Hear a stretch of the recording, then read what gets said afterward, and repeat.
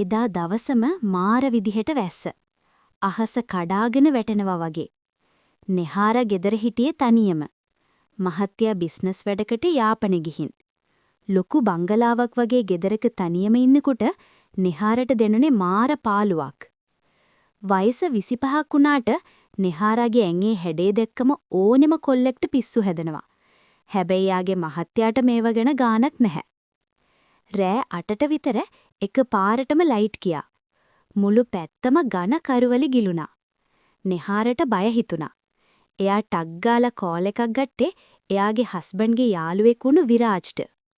විරාජ් කියන්නේ ටිකක් දඟකාර ඇඟපත තියෙන හෑන්ඩ්සම් කොල්ලෙක්. ගෙවල් තිබුණෙත් ළඟපාත. විරාජ් අයියේ ලයිට් ගියානි මට මාර බයයි තනියම ඉන්න. අනේ පොඩ්ඩක් එනවද? විරාජ්ගේ hina සද්දේ ෆෝන් එකෙන් ඇහුණා. බය වෙන්න එපා නංගි. මම මේ ළඟ ඉන්නේ. විනාඩි 5න් එතන. විනාඩි 10ක් යද්දි විරාජ්ගේ බයික් එකේ සද්ද ඇහුණා. නෙහාරා දුවගෙන ගිහින් දොර ඇරියා. විරාජ් හොඳටම තෙමිලා. එයා ඇඳන් හිටපු සුදු ටී-ෂර්ට් එක ඇඟටම ඇලිලා. එයාගේ පපුවේ මස්පිඩු ඒක අස්සෙන් පේනවා. නෙහාරට ඒක දැකලා ඉබේම කෙලගිලුණා. අම්මෝ අයියේ හොඳටම තෙමිලනි. එන්න ඇතුළට. නෙහාරා දොර ලොකු කරලා ඉඩ දුන්නා. විරාජ් ඇතුළට ඇවිත් කොණ්ඩේ ගසලා වතුර පිහදාගත්තා. පිස්සු වැස්සක් නංගි මේකනම්. මං හිතුවේනේ මෙච්චර තෙමෙයි කියලා. නෙහාරා ඉක්මනට ටවල් එකක් ගෙනත් දුන්නා. මේකෙන් පිහදා ගන්න. මං උණු කෝපි එකක් හදන් එන්නම්. විරාජ් ටවල් එකෙන් ඔළුව පිහදාන ගමන් නෙහාරා යන දිහා බලාගෙන හිටියා. නෙහාරා ඇඳන් හිටියේ රෝස පාට කොට නයිට් ෂෝට් එකක්. එයාගේ සුදු කකුල් දැක්කම විරාජ්ට ඉවසුම් නැති වුණා. ඉටිපන්දම් මෙලියෙන් මුළු සාලෙම අමුතු ලස්සනක් වෙලා තිබුණා. නෙහාරා කෝපි එකත් අරන් එවිත් විරාජ් ඉඳන් හිටපු සෝෆා එකකින් වාඩි වුණා. හැබැයි ටිකක් ළඟින්. අයියා ෂර්ට් එක ගලවලා දාන්නකෝ. ඒක වේලෙන එකක් නැහැ. නෙහාරා කිව්වේ බිම බලාගෙන. විරාජ් hina වෙලා කමක් නැද්ද කියලා අහලා ටී-ෂර්ට් එක ගලවලා දැම්මා. දැන් විරාජ් ඉන්නේ උඩුකය නිර්වතින්. ඉටිපන්දම් එළියට එයාගේ ඇඟ දිලිසෙනවා. නෙහාරට නොදැනීම එයාගේ හුස්ම වැටෙන වේගය වැඩි වුණා. විරාජ් කෝපි එක තොලගාන ගමන් නෙහාරගේ ඇස් දිහාම බලාගෙන හිටියා. මල්ලි නැති පාළුව මං ආපු එකෙන් මැකුණද? විරාජ් ඇගුවේ අමුතු බැල්මකින්.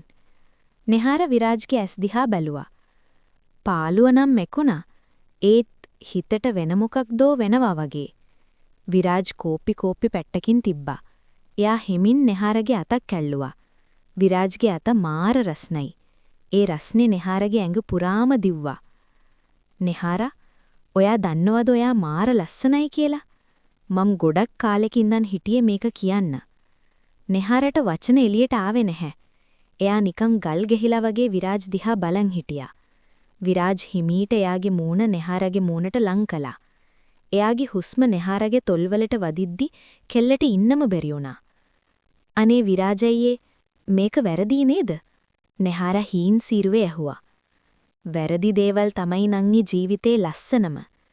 විරාජ් එහෙම කියලා නෙහාරගේ කම්මුලක් අත ගෑවා. ඊළඟ තත්පරේ විරාජ්ගේ තොල් නෙහාරගේ තොල් එක්ක යා වුණා. ඒ හාදුව නිකන් හෙනයක් ගැහුවා වගේ. නෙහාරගේ හිතේ හිර කරන් හිටපු හැම හැඟීමක්ම එළියට පැන්නා. එයා විරාජ්ගේ බෙල්ල වටේ අත්‍යවලා ඒ හාදුවට උඩ ගෙඩි දුන්නා. එළියේ වැස්ස සද්දට වඩා හයියෙන් දෙන්නගේ හුස්ම සද්ද ඇහුණා. විරාජ් නෙහාරව සෝෆා එකේ හාන්සි කරවලා එයාගේ ඇඟ උඩට බර වුණා. විරාජ්ගේ පිරිමි සුවඳයි වැස්ස සුවඳයි එකතු වුණාම නෙහාරට දෙනුනේ දිව්‍ය ලෝකෙ ඉන්නවා වගේ. මට ඔයාව ඕන නෙහාරා. අද රැට විතරක් නෙවෙයි. මම ඔයාගෙමයි අයියේ.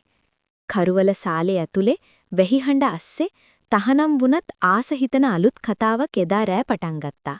සෝෆා එක උඩ වෙලාව ගත වුණේ කොහොමද කියලා කාටවත් තේරුනේ නැහැ.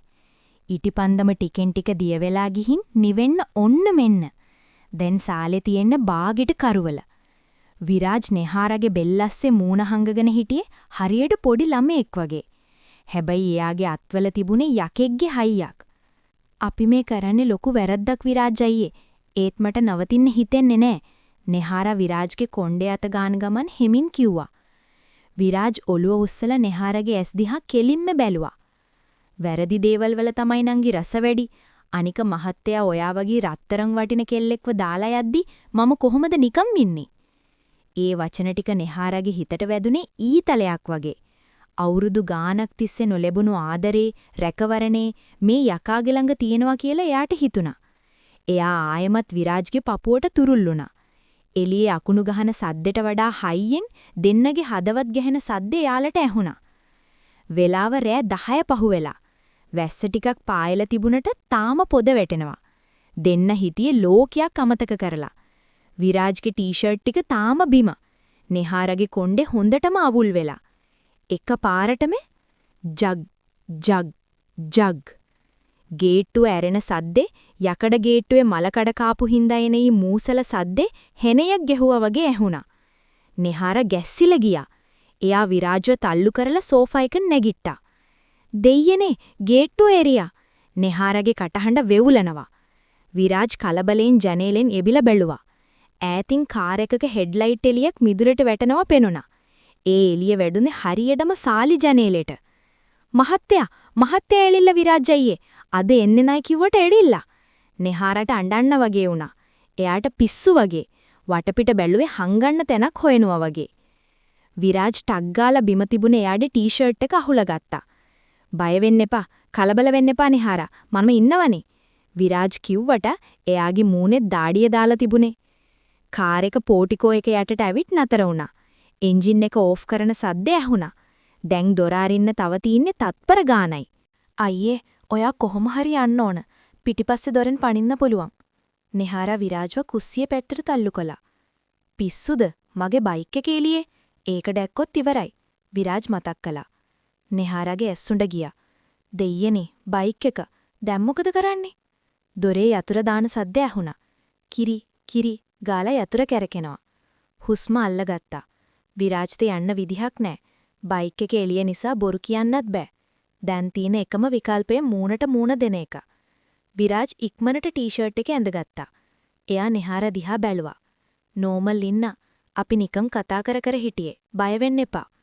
දොර ඇරුණා. නෙහාරගේ මහත්තයා සුරේෂ් ඇතුළට ආවා. මිනිහා හිටියේ මහන්සි වෙලා. අතේ බෑග් වගේක් තිබුණා. එයා එනකොටම දැක්කේ සෝෆා එකේ ඉඳගෙන ඉන්න විරාජ්වයි බය වෙලා වගේ හිටගෙන ඉන්න නෙහාරාවයි. සුරේෂ් එකපාරටම නැවතුණා. එයාගේ ඇස් දෙක විරාජ්ගෙන් නෙහාරාට, නෙහාරාගෙන් විරාජ්ට මාරු වුණා. සාලේ ඇතුලේ තිබුණේ අමුතු රස්නයක්. ඉටිපන්දම නිවිලා ගිහින් දුම දානවා. විරාජ්, උඹ මොකද මේ රෑ මේකේ කරන්නේ? සුරේෂ් ඇහුවේ නලල රැලි කරගෙන. කටහඬේ තිබුණේ සැකයක්ද තරහක්ද කියලා හිතා ගන්න බෑ. නෙහාරා කතා කරන්න හැදුවා. අනේ මහත්තයා මේ විරාජ් මැද්දට පැන්නා. සුරේෂ් අයියේ, මේ මන් යන ගමන් වැස්සට අහු වුණානි. නිකම් ඉන්න එකේ මෙහෙට ආවා තේ එකක් බීලා යන්න කියලා. ලයිට් ගිහින් හින්දා නංගිටත් තනියම ඉන්න බයයි කිව්වනේ.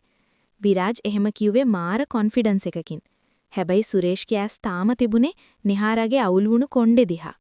ඊට පස්සේ යා බැලුවේ මේසේ උඩ තිබුණු හිස් කෝප්ප දෙක දිහා. එක කෝප් එක තොල් සායම් පැල්ලමක් තිබුණා. අනිත් එකේ තිබුණේ විරාජ් බීපු එක. සුරේෂ් බෑග් එක බිම තිබ්බා. සුරේෂ්ගේ හිතේ සැකයක් ඇති වුණත් එයා ඒක පෙන්වන්න ගියේ නෑ. හැබැයි නෙහාරා සහ විරාජ් අනියම් සම්බන්ධය නවත්තන්න ගියේ නැහැ සුරේෂ් නැති වෙලාවට. විරාජ් නෙහාරා එක්ක සතුටු වෙන්න දිගටම ගෙදර ආවා. ඉතින් මේ වගේ කතා දිගටම අහන්න ඔයා කැමති නම් දැන්ම සබ්ස්ක්‍රයිබ් කරලා එකතු වෙන්න.